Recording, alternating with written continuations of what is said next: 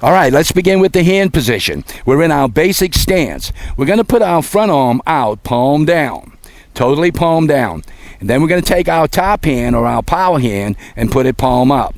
Now we close both hands. We're going to rotate it with our thumb so that it's at 12 o'clock and go one additional step forward.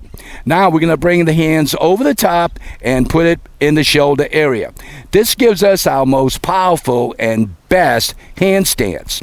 What we want to do also is show all the different styles. I know we see major league players and different players holding hands in all different positions. If they elevate the hands and they are up, or they're away, or they're down, or they're in the back, stretched to the back, none of these positions are power positions because it separates the hands from the body. Would we hand wrestle with our hand extended out, or would we want that hand to be inside where it's close to the body? So we want the hands to be in that position. Let's think about it this way. If we were throwing a punch, wouldn't that be the position where we'd want our hands? If we elevated our hands, that would not be correct. If we moved our hands away from our body, we're not going to be as strong. Think about it right here. What's behind those hands there? Nothing. So there's no support for those hands. So let's bring the hands to the most powerful hitting position. We'll do it again. The most powerful hitting position, and we'll set it up. Now we're going to clear those shoulders, and then all we're going to do is, what we want to do at this point is emphasize how the hands work. The bottom hand is the take me to the ball hand. It is an L arm, and it forms an L. The top hand is the power hand. It forms a V. The bottom hand has no eyes, but the top hand has 4 eyes. 1, 2, 3, and 4. Those are the knocking knuckles of the top hand on the bat. Now, in that position then, you can understand we want to keep the hands inside as we go to the ball. So if we were to take our coil and stride and pivot, we'd have what we call a power V. And we like to say, victory means a power V. That elbow supporting those hands on the way to the ball, the body supporting the bat, and in perfect power position. There is an equation that says this: if in your process of going to the ball, did the hitter get weaker or did the hitter get in full strength? This position is full strength. Power position means that we're rotated then inside the ball. The hands come out to make contact, and when they do, the elbows do not extend at this point, but all of the energy is exactly in the hands. So we are almost not completely out of our power V. Our bottom hand still forms an L at this point, and maybe even extended. The top hand faces up, and as we open that hand, it's up, and the bottom hand faces down. So these are the hand positions. You can become a good hitter right away, and I'll ask Brian to back up to the stance. You can become a good hitter right away by thinking of how the knocking knuckles work. Knuckles to the sky. As we pivot, knuckles will go in the chin-chest zone, and when we make contact, the knuckles will point exactly in the direction of the pitch. Other ways that the hands work where it would not be correct is with the back elbow up, for an example. Now I ask Brian to back up, and he's going to rotate. Now he's pulled those hands out of position, and unless he adjusts, when he hits here, those knuckles will point up and not at the ball. So go to contact, knuckles are up. If you open up the hands at that point, the top hand is in front of the bat, and this forces wrist roll and poor extensions. So we'll just rotate that hand where it should be, where it's under the bat. So that's top hand under the bat and bottom hand over the bat. This is the best hitting position that you can be in, with the hands in front of the body, a good firm front side, and we're on the L-back toe. Okay, so this is the position that we want to be in when we complete our hand stroke. A front view shows how the hands work by having the top hand and bottom hand come to the ball in front of the body. The bottom hand faces down, the top hand faces up. And as we open the hands, you can see exactly the hand position that's in place when the hitter is in contact with the ball. As we close the hands, we'll just snap the wrist to show that it is the hands now that are doing the bulk of the work. With support only from the elbows do not hit the ball, the shoulder does not hit the ball, it's all in the hands. Now, there are many ways that hitters will do this incorrectly. One way is that they'll roll the hands where the top hand rolls over the bottom hand at this point. This will usually cause a ground ball because it rolls the bat. And we'll talk more about that later. So the top hand faces up, the bottom hand faces down, and the way then that those hands will go forward to a first extension is by having the top hand extend out, and that pulls the arms into an extension position. So this is the segment on the hands to understand exactly how the hands will work in the hitting stroke. Let's talk about how the bat is used. This would seem like a simple subject. Everyone would say, hey, we know how the bat is used. But after looking at front views of hitters, and especially hitters who use the aluminum bat, most hitters do not use percussion on the bat. And the reason why they don't use percussion is that the bat goes to the ball indirectly. The only part of the bat that should ever go to the baseball is percussion. You would either miss the pitch or hit the pitch with the sweet spot of the bat. And so what we're going to do is explain exactly how the bat works. First of all, we'll go to the handle and then the hand grip. Joey will point to the hands, and Brian, put your hands in the hand grip, and he's going to palm down, palm up again. And actually what is happening when we hit with the hands, there is a fulcrum in between those hands. And if we split the hands, you can see that the bigger the split, the bigger the fulcrum rather, the more the hands are identified as to how they work. So you can see the bottom hand is actually pulling the bat back towards the body, which is abduction, and the top hand is pushing the bat forward, which is adduction. And that is the correct hand action when we hit the ball. By splitting the hands, we've enlarged the fulcrum, and we've fully identify how the hands work, and we'll have drills that will further explain this and help hitters to understand exactly how the hands work in the hand grip. Now, if we put the hands together, and we'll just go along the line of what we do not want any part of this bat hitting the ball. It is the shaft of the bat, and so that isn't even directed to the pitch.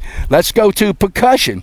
Percussion is about a 6-inch section that is boarded right off 6 inches on the bat, and that is the only part of the bat that we use to hit the ball with.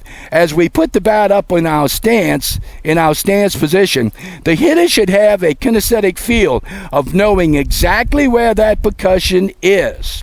So as we bring the bat back down again and put it in front of us, just to illustrate one more time, we have hands, we have shaft, and then we have sweet spot or percussion. Sweet spot only runs around 6 inches.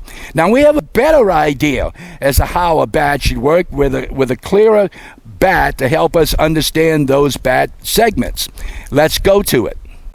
Let's trade off the regular baseball bat for our speed bat. And if you notice, our speed bat is clearly marked. You totally understand how the bat is supposed to work. If you go to the hand grips, those dots there in the front, that's where the knocking knuckles are going to go on the speed bat in order to help the hitter to line up his stroke well. And you can see the knuckles go right on top of those notches so that is pointed forward.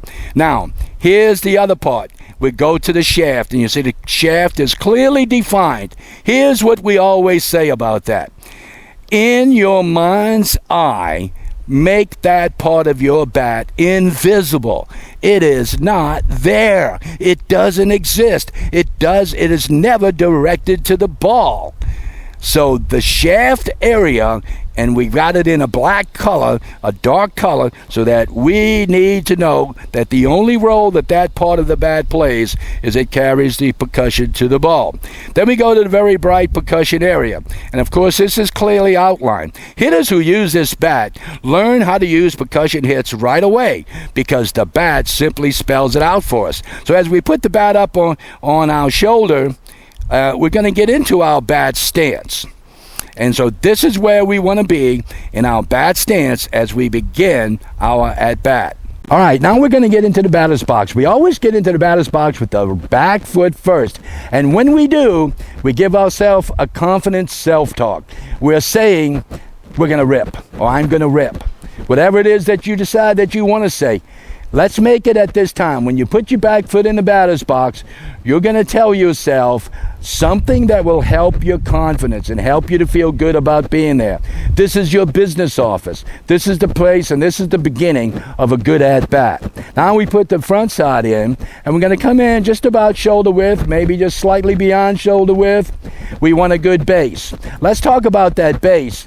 As Brian's taking preliminary swings, it's a good idea to understand that your preliminary swings, practice swings, are always out front. Now, let's do some bad things to that base. We're going to get the feet too close together. Touching each other. Yeah, of course that's a terrible base. Could you make a tackle with that base? No. Do you have stability with that base? No. Let's go extra wide. And I know this is kind of a popular way to hit. These are hitters that really don't stride. They may get out there and may just try to use their hips. There's only one problem with that. It's still not good stability. The stability has to be where you can be in an athletic position, such as a basketball player playing defense, a linebacker in football. So we're going to move those feet under us. All right, and get them in a good basic stance. Now, the other thing that we're going to do is we're going to align up our body in 3 areas. We'll begin with the front side. You have 6 major joints. You have ankle, you have knee, you have hip, you have shoulder, you have elbow, and you have the bottom hand at the wrist. These joints are all in a family. They stay together on the way to the ball. They do not come apart. Let's imagine if Brian were to do what we would call a separation.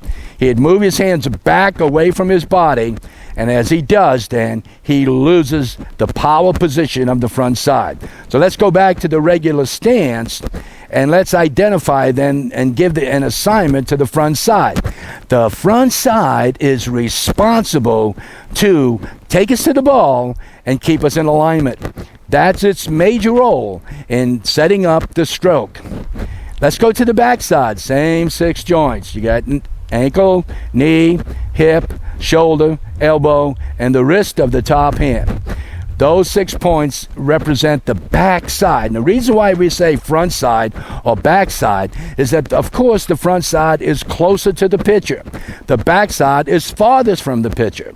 The front side, its assignment, take us to the ball, keep us in alignment. The backside's assignment, that's the power side. So as we go up that side there, one more time, if you look at the shoulder, the elbow, and the wrist on the backside, all of that needs to stay together right where it's at on your way to the ball. And we go back again to that equation. Where are you going to be when you bat stroke? Are you going to be in a state of power, or are you going to get weak on your way to the ball? And we'll talk about that, as we go through the stroke. So this is our power stance. Let's also look at center mass. Now, if you're looking at, we got a yellow cup on the center of home plate. So that is exactly in between both feet. And that's where the belly button lives as we come up to the belly button, and that's where the head lives. And so it's almost like being on a pole where that body is not going to go linear, but just a little bit through the stride. Most of it's going to rotate, so he's pretty much going to stay center mass throughout the stroke, whereby his weight, his center mass, is in between his 2 feet. If we understand how the body works in hitting in order to remain in a power position, we start with our hands over the back foot. We stay within the parameters of our body. And then when we go to contact, those hands will rotate and go to the front foot. So as we go back and we line up our stance again, we have a quick review. Front side, take us to the ball, keep us in alignment. Back side, power side, the side that really delivers the big blow, the big right-hand knockout punch to the ball. Now, if we go back and we make a hitting machine then out of us, let's understand how the roles and assignments of our body and how it should work. We go to the feet. The feet are our foundation.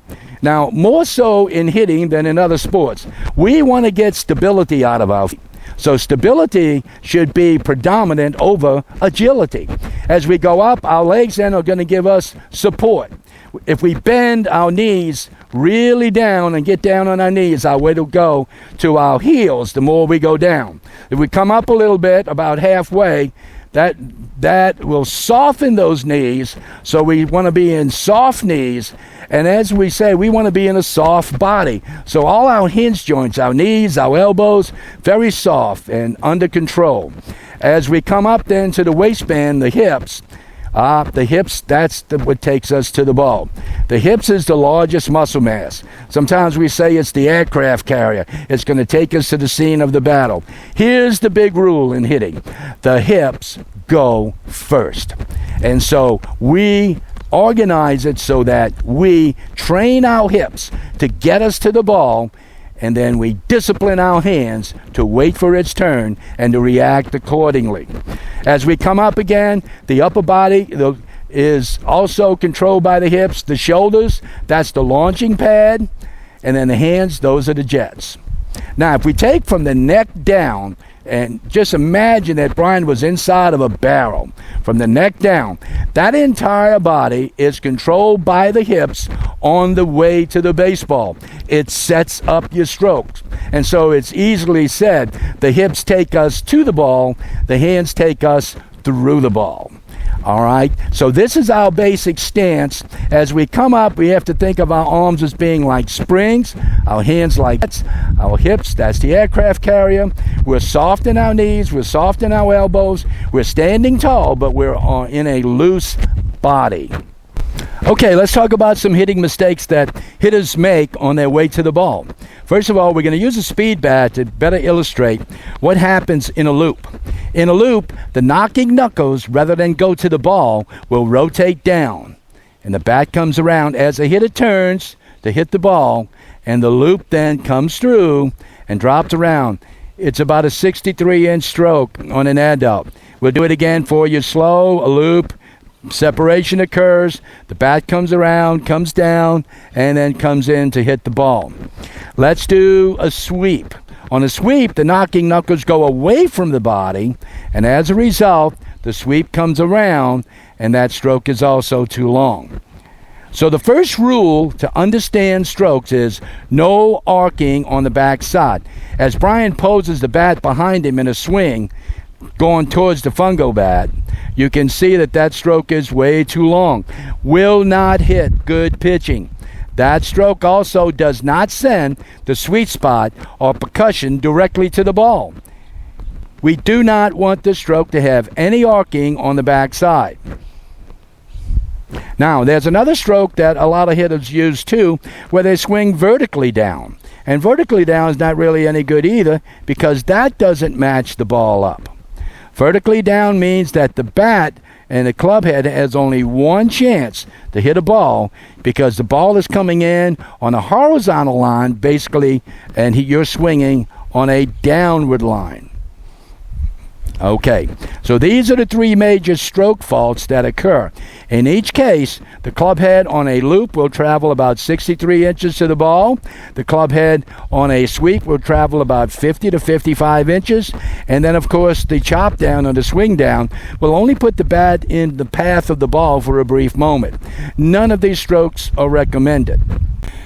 Let's keep in mind the three things we're trying to accomplish when we hit a baseball. One, we want good club head velocity. In other words, we want our bat moving through the ball with good bat speed. Number two, we want to have good club head accuracy, that our bat is in line with the ball correctly and gives us the best chance for super contact. And third, timing. The timing element being a shorter element, not making timing so difficult because of a long stroke. Let's look at club head accuracy and how it works against us when we have loops, sweeps, and chops. Okay, so Brian's going to start with the number one violation for most hitters, where over 90% of young hitters have a loop or a sweep in their stroke. So he's going to start the stroke, and the bat's going to go into a loop, and you can see, is he hitting the ball now? Is he hitting the ball now? No. Now? No. Now. And as he comes up, he makes contact. Believe it or not, Many hitters use that technique, and they will never hit good pitching as a result. You need to be able to get that bat lined up quicker. Well, let's look at what a sweep looks like. We start the bat, and I want you to freeze this on the back side, Brian. Start the bat back, and stop it there. Are we hitting the ball yet? No. Go a little further. Are we hitting the ball yet? No. We're coming around it, aren't we?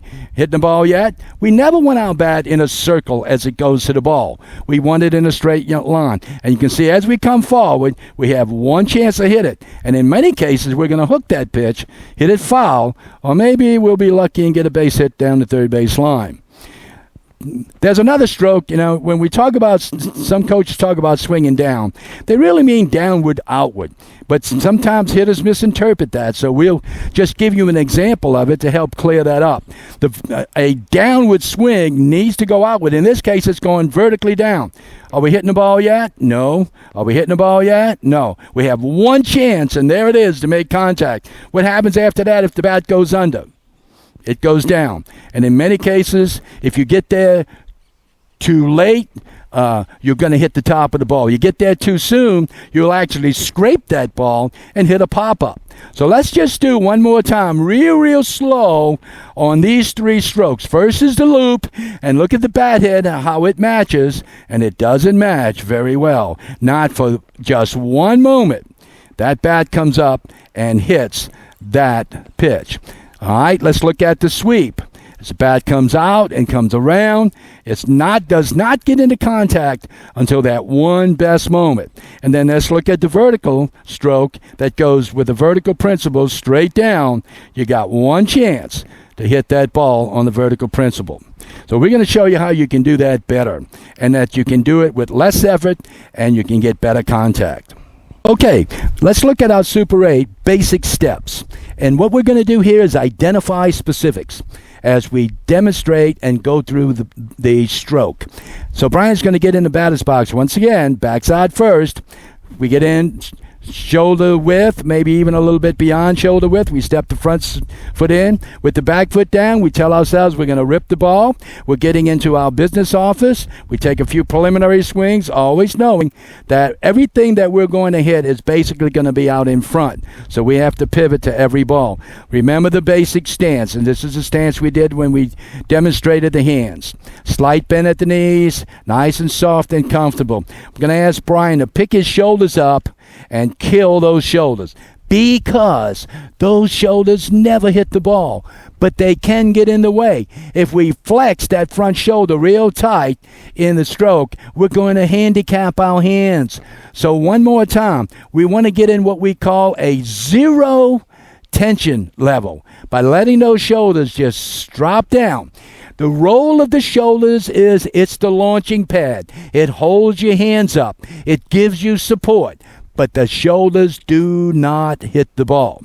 Now, if you remember, we said that the entire body will rotate except for the head. So the front chin is over the front shoulder. We want our eyes to be basically horizontal. If we tilt our head over the plate, we control the body action. But if our head stays on a pedestal and we just swivel with our head, then our head will never control our body. Our head will be independent of the body in the stroke. So this is your basic stance. We have then our hitting machine in place at this position. The next step then that will occur when the pitcher breaks his hands and comes to the top of his pitch. We call that the coil, and maybe even a better word for that would be load. And pretty much what we want to have happen more than anything else in the load is remember that the hips do this. Keep in mind in your hitting stroke, your hips control your feet. Your hips control your legs. Your hips control your body. Your hips control everything at this point of your stroke except for the head. All right, so by the hips rotating basically from the center of the plate to the back tip of the plate. And so if we look at the plate where the back tip of it is, his belly button should point to that tip. If we go back to our regular stance, and we'll just put the bat in the middle of the plate, let's begin the load action.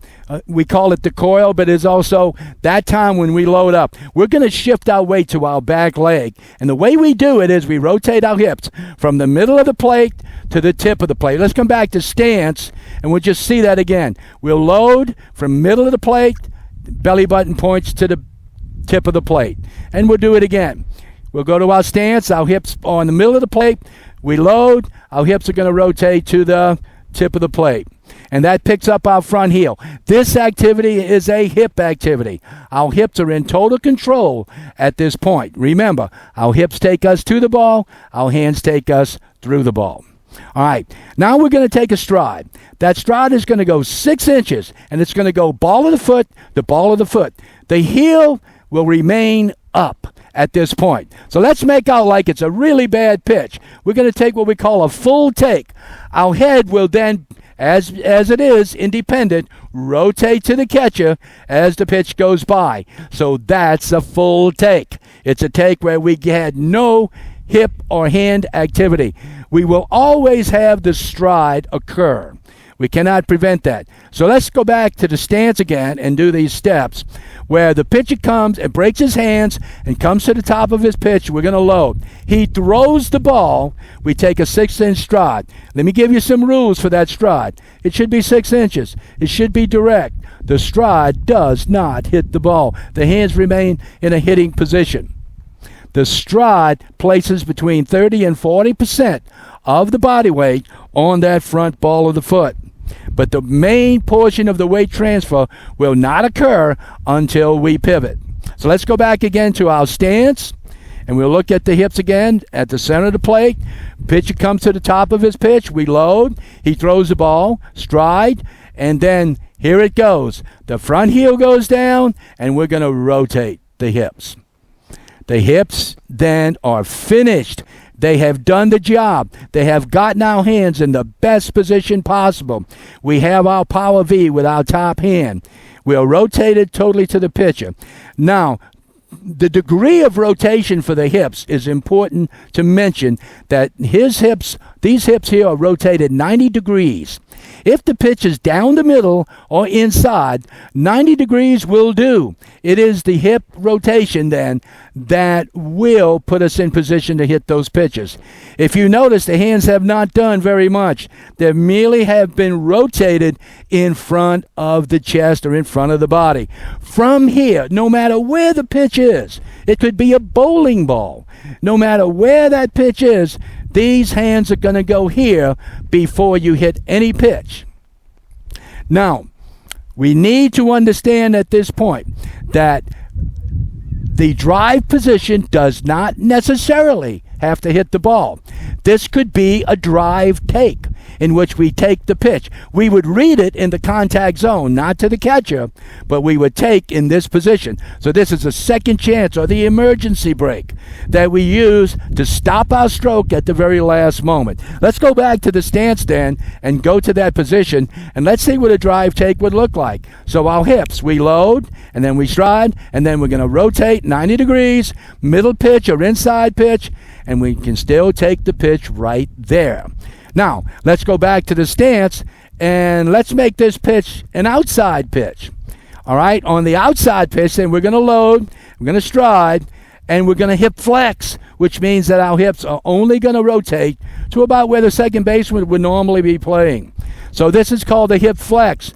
It is the hips that take us to the ball horizontally, inside, outside pitch. If it's down the middle, 90 degrees. If it's outside, 45 degrees, a half a pivot. And it's from this point that we will launch our hands. And so keeping in mind then that the belly button really just comes inside the ball each time along with the knob on the bat. We like to say on our pivot, if the handle of the bat was like a flashlight, that we would shine the light on the ball before we would hit the pitch. And again, we want to be in what we call a diagonally down. Let's go back and set up the stance again, and we'll do a 90-degree pivot. That's middle inside pitch, and show that again. Load, stride, and pivot, And now we got a 90-degree turn. If you notice that our hands are always above the level of the pitch, the strike pitch. And our bat percussion is above our hands. We feel almost no weight in the bat. We're in total command of that bat at this position as we begin to launch our stroke. So let's do it again. We'll go back to the stance. And we're just going to go one more time. This will be a middle inside pitch. So we're going to have a 90-degree rotation, low stride, pivot, 90 degrees. And now we're going to get contact. Our hands will come to contact. Remember, top hand faces up, bottom hand faces down. We are not in extension on contact. The wrists now have taken over. If we go back to drive here, put the bat back in drive. One coaching point is, up to this point, this was a body thing. In other words, the hips take us to the ball. Now the hips are finished. The hips can do little more. They have done their job. The total stroke now belongs to the hands. And that's why we say our hands have to be disciplined, that they haven't done anything until we have gotten to this position. Now the whole stroke is in your wrist and your hands, and the hands come into play. If it's a high pitch, we're going to swing slightly above. If it's a low pitch, we're going to turn the bat down. It is the top hand that is responsible for the vertical level of the bat. And so, again, we'll rotate the top hand for a higher pitch where it's up, and then we'll rotate it where the top hand goes under for the lower pitch. In the contact position, the weight is against the front heel. And so the front leg is firm, and the back leg, even though it forms an L, we are on the back toe. So it's front heel, back toe. How do we get there? Our hips put us there. Let's go back to the stance again. And we're just going to show up the contact where we'll load and stride, pivot, and hit the ball. Let's go back again, and we'll load and stride and pivot and hit the low pitch. And the only thing that happens different on a low pitch is that the hands turn the bat around. Let's make one big issue right here. Swinging level is out. We do not swing level. We swing to track the level of the pitch. What is level? The waistband is level. The shoulders are level on the way to the ball, but then the shoulders will tilt when we come to contact. Now, this is the best position for contact. If I were to back Brian up and let him do a contact with his hands over the plate, we do not hit the ball with the hands over the plate. We do not have body support when that happens. Our hands are all alone. And we're probably going to wrist roll. This is where weak ground balls and weak pop-ups are hit. This is where you can be jammed. This is where you don't hit the ball on the percussion of the bat. You do not hit the ball level, and you do not hit the ball over the plate. Everything that's going to happen good will happen out front. So I'll ask Brian to rotate so that his hands are out front and he has the correct hitting position. Now, this is where hitters really are able to power the ball. The hands are actually in front of the body on all contacts, never over the plate. The hands are never have to work the bat to the ball. I'm going to ask Brian to go back to his stance, and I just want him to hold the bat straight up with one hand, let the other hand go, and hold the bat on the end, Brian, and elevate it all the way to the top. All right. He's in a double lever system. The arm and the bat are in two levers. So he has the bat lever and the arm lever. Now, when we're playing defense, you only have one lever. That's why you have to reach to hit the ball. You should never have to either reach or rush if you understand how the stroke really, truly works. So we're in a double lever system there. The other thing I'm asked Brian to do is, at this point, to make a coaching point, is to put the bat down, and he's going to pop his hand. That's the fastest muscle twitch you have. Physical. Certainly your eyes, but your hand. That's his fastest muscle twitch. I'm asking him to take his back foot and pick it up and do plantar flex, where he works his foot. And now that's not as fast, but still that's pretty fast, and a lot of people can do that much, much, much faster. All right, so let's make a point here. Go back to the hand. The hand is an automatic reactor. If someone were to throw a punch at Brian, he would defend himself by putting his hands would react in front. So they are auto reactors. All right? Now, I'm asking Brian to take his hips and just rotate his hips with his feet in place. The hips are the slowest things we have. It is where the large muscle mass exists. And we learned a long time ago that in a physical activity, performed correctly, that activity always begins with the largest muscle mass and is completed by the smallest. One of the problems hitters have is that we get hand happy. And we get our hands out in front, and coaches tell us to wait, and so then we end up with our weight back, and we're all out of position. The hands go last, but the hands want to go first. And so if Brian stands in and he uses his hands first, he will have no body support. And the only time we would ever want a hitter to do this way would be if he was spoiling a pitch. He was just trying to get contact to stay in there because he has 2 strikes on him. But the body will support the hands in the first 4 steps. So we'll do it again. The hands now are what? Natural reactors. They want to do what? Go get that ball. What do you need to do with them? Discipline the hands. Discipline your hands. What do you need to do with your hips? Most hitters do not know how to use their hips correctly. That's what we have to work on, and we'll work on that throughout this entire series of tapes. So the hips take us to the ball. The hips initiate the action. And I'm just going to ask Brian to go through the steps. Hips are going to initiate load, hips stride, hips pivot. All right, now the stroke belongs to the hands. Contact, hands. Let's do an under rule. I'm asking Brian to open up the bottom hand. So his hand is under the bat, as we mentioned before. He's going to push the bat forward in first extension. His hand is still under the bat. Now, how did he get extension? His top hand pulled his arm into extension. All right, let's talk about the back foot in the pivot, because most hitters do a really bad pivot. They do that squish the bug thing where the foot just rotates. Number 1, that pivot is too slow. Number 2, that pivot does not transfer weight. Number 3, you don't hit with your feet. You hit with your hips, controlling your feet. Your feet just give you stability. So let's do some good pivots where the hips are going to pull that foot up, and you come right on up to the toe. And you can see that toe is vertical as it lines up with the bat on the back side. So that rotation, the hips pull that foot up. The hips control the feet. The hips control the body at this point. So that is the proper pivot. No spin pivots, no squish the bug pivots, simply thrust pivots.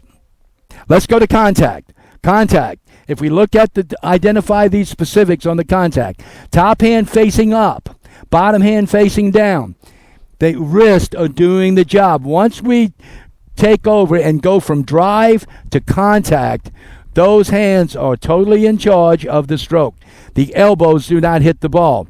Let's take an example on how some hitters will hit when they go to contact. They'll hit like they're sawing wood, where they're pushing their elbows back and forth, and it's like sawing wood. Well, it's not like sawing wood. It's like your top hand is a hammer hand. So it's working the bat. And you can see the big difference in the bat speed from the saw wood stroke to the contact by using the hand action. The hands are tremendously quick and will do a great job. That top hand will kill the ball for you. If you can get it to the ball strong and in this position, not only will it kill it for you, it will adjust the bat to the position that you want it to be in. So we hold contact with the bottom hand facing up. Front side is firm, L on the back toe, shoulders are square to the pitch. Now, the next step goes to extension, where the bat rolls out and the hands are fully in extension. Now, we're going to do some bad extensions. So I'm going to bring the bat back to contact. Let's do the first bad one where we push the elbows. All right? If you see a picture where your elbows are extended but your bat's not extended, that's not any good. Let's do another one where the bat's extended but the arms are not. So we turn the bat out and we leave the arms soft. This is not a good extension. All right, let's go back again. Let's do another extension with a rollover. The top hand rolls over and the bat points up, and you get an early wrist roll, which is not recommended. This will usually hit a ground ball for you. So that wrist does not roll over. If we put the hands in a proper position on that extension, you can see again the difference with the hands, top hand being under.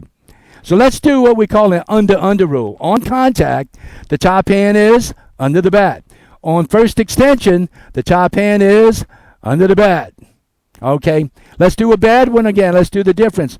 On contact, the top hand is under the bat. On extension, the top hand rolls. Now it's not under the bat anymore, and that's not a good extension there. Let's go back to contact. We got one more bad extension where the bat will point to the ground. And so here we go. The bat pointing to the ground, bad extension. The bat never goes down. The bat will always work itself diagonally up as you come through and hit the ball. And so the good extension, full arm, full bat, bat pointed to center field. Here is the best extension.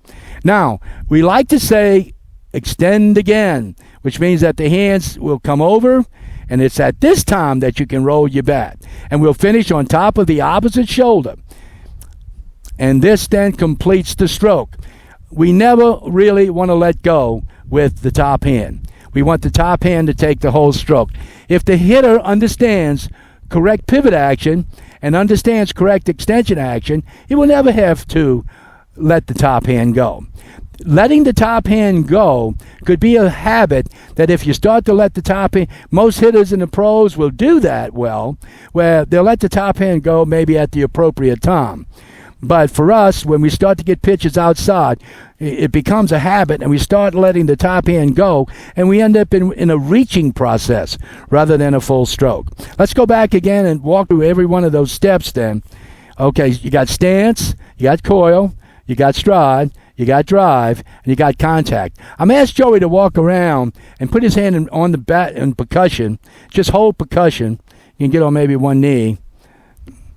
And here's one way that you can test how strong you are on contact. So Brian is working, he feels his top hand going forward, his bottom hand going back, his legs are pinching, his front leg going back, his back leg going front.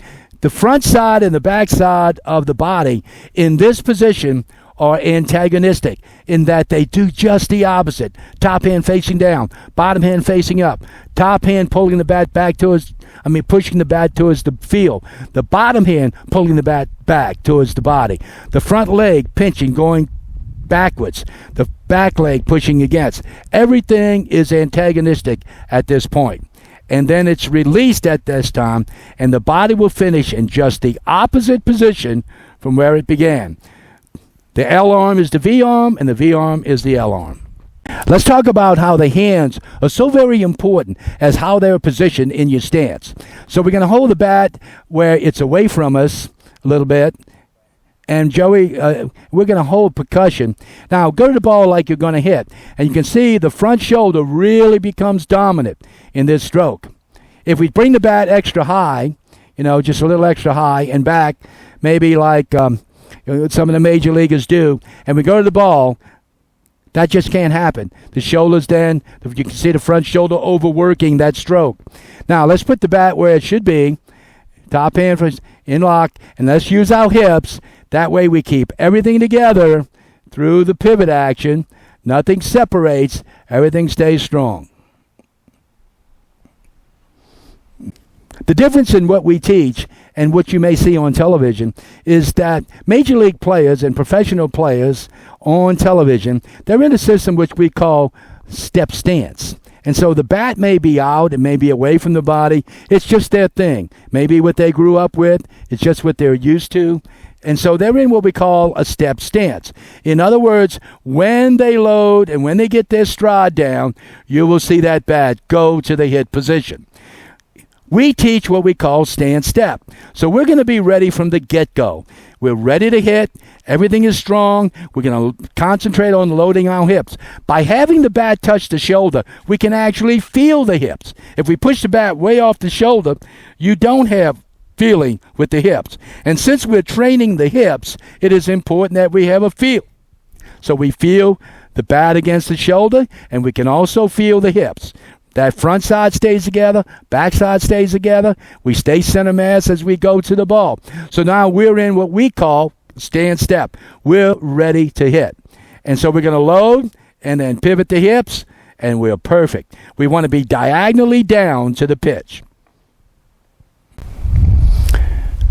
Okay, let's look at these steps in motion then. We're going to do a walkthrough, and we're just going to do it very slow, making sure we get every part right. And this is what we recommend. For those who practice, you can practice at home.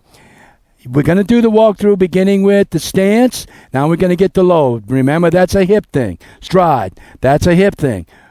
Drive action. We're going to pop the knob of that bat inside the ball. Power V in place. We're going to hit a high strike on contact. Hands go in front of the body. We make contact out front. Hands continue to rotate the bat forward in first extension. This is the picture you want to see for your perfect extension. When we say extend again, by keeping the bat out there one more step, and then we finish on the back side. Let's do that walkthrough one more time. It is recommended that you do a set of dozen of these as you work this system. Here we go. Stance, load, stride, drive, contact, extend, and finish. All right. Now we're going to do what we call a slow motion swing. And the slow motion swing is about a 50%er. And so we always do a lot of these strokes, just feeling it, doing it slow, so that we get a complete feel of the activity. We learn everything in three modalities. By what we hear and see maybe, but the most important way to learn anything, especially a physical activity, is by getting the feel. So you walk through these steps until you have the feeling of the Super 8 steps. Here we go again. So we'll load, and then we'll go slow motion. Approximately 50%. High stroke, we're going to come back and do a low stroke. So we'll load again. We're going to come forward, and then the bat rotates down. Notice the hands did not drop on that stroke. We'll do another one, high. Hands stay up and come right through the ball. That's a punch in the nose. We do another stroke where we load and step again, and the bat comes forward, but we hit the low pitch. The bat comes up. Now, while we're doing this stroke, we need to make another coaching point. This is a coaching point. It is very important to understand that when a pitcher throws a ball to us, he's throwing off of an elevated mound. His hand release is above his head. Therefore, no balls will usually come flat to us. It's going to become diagonally down. It is important then that our stroke be in line with it. So when we go to the ball, our stroke will be in a position where we are diagonally down. Our hands are above the ball. Our bat head's above the hands. On this pitch, we're going to rotate the bat so that it gets in front of the ball, comes to the ball, hits the ball, and then leaves. But the bat has to go where the ball came from. Therefore, here are some great rules to understand when we hit. First of all, the knob of the bat. The knob of the bat never comes down and points to the ground. Not vertically. Not at all. The knob will do what? Rotate diagonally to the ball. All right. Now the stroke will be diagonally down to get there, diagonally up to finish the stroke. Later on, when you see us do our drills with the ball board, this is the big reason why we have the ball board and we do the ball board drills. It teaches our hitters diagonally down to the ball, diagonally up through the ball. So that's the stroke line. The stroke line never goes in the other direction, as we had mentioned before. All right. Now, the other thing that we want to make sure hitters understand, by swinging level, our bat has to go in a circle. Remember that. You don't want that. All right. We want our bat to go in a straight line. By going diagonally down, he's going to get his bat in a straight line right away, where it only comes in the same highway directly through the ball. So we go to the ball diagonally down, we release the bat, and the bat then goes diagonally up. Another thing we don't want to do is we never want to see the bat head as we go to the ball point to the ground, where it rotates in that direction. That is not a good line, getting the percussion head on the ball by swinging on that downward plane. That is not. Once we get diagonally down, we want to rotate what? Diagonally up, because that's where the ball came from. As we go to the ball, it doesn't make any difference where the pitch is at. It can be high, we'll move the pitch down. It'll be low, it could be on the ground. We're still going to go to the ball with the bat in a diagonally down position. In other words, we never ever, I'm asked Brian to go back to his stance, and we never ever adjust where the bat comes down to hit the low pitch and then attack. We always go to attack and then adjust.